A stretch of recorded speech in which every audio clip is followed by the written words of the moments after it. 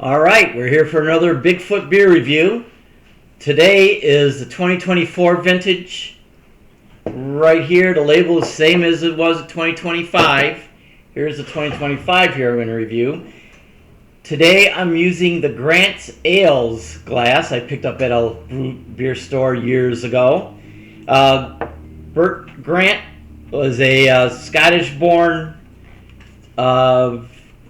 who moved to Yakima, Washington. He entered the brew industry. I guess his father was a brewer.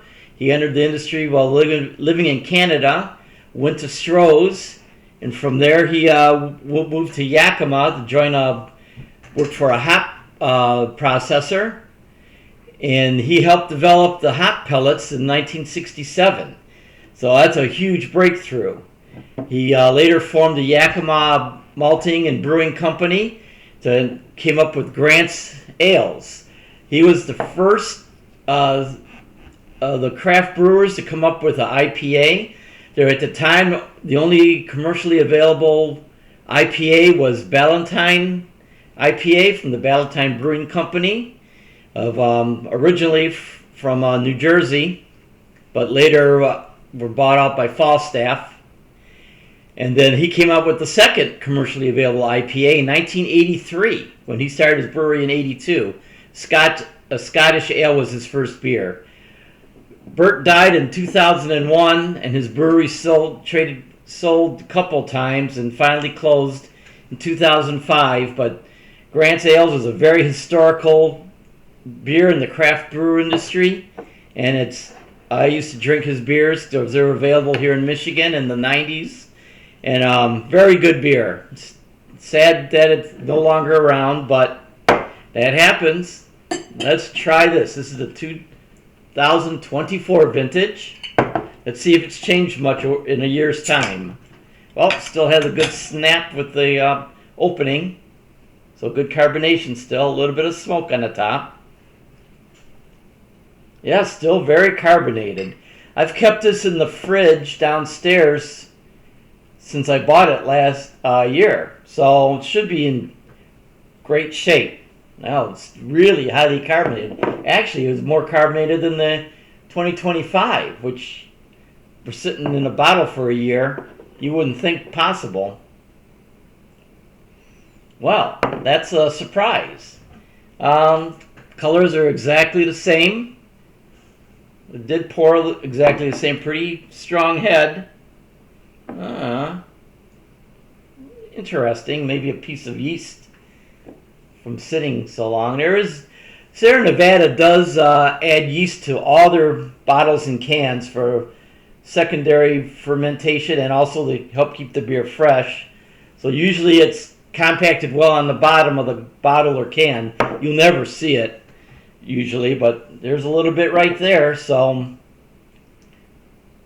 after a year, a little bit of yeast coming up. Still not cloudy. The carbonation's starting to tone itself down. Well, let's give it a sniff. Smells almost the same. Maybe a little more malt.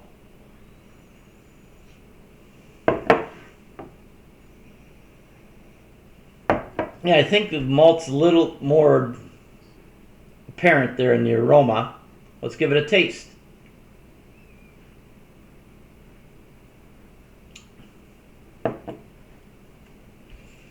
Still fairly bitter.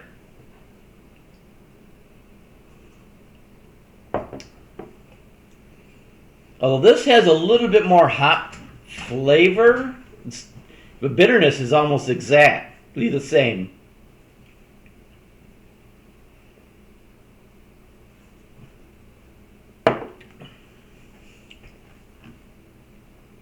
It's hard to distinguish them after a year. It may be a little bit more maltier. And yeah, it is a little cloudier, darker. Interesting comparison for just a year. Not really that much different. So this was a good beer fresh. It's a good beer aged a year. And this was a good good beer when it was fresh too. So not much has changed. It's a little darker, maybe a little cloudier with the yeast. I don't see any yeast on the bottom of the glass. So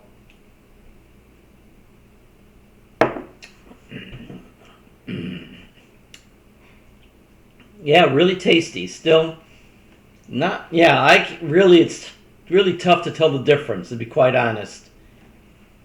So a year really doesn't change much. Maybe after a couple years, when I get to 2026, I'll compare all three again. So we'll go through that. Not much more I can say. It's another splendid barley wine, and I'll give it a 9.5 out of 10. It still holds up really well after a year. So I'll give a 9.5 out of 10 for Sierra Nevada's 2024 vintage Bigfoot. And don't forget to like this video, subscribe to my channel, and hit the notification bell. And I'll see you at the next video where I'm comparing the last of the Bigfoots. See you then.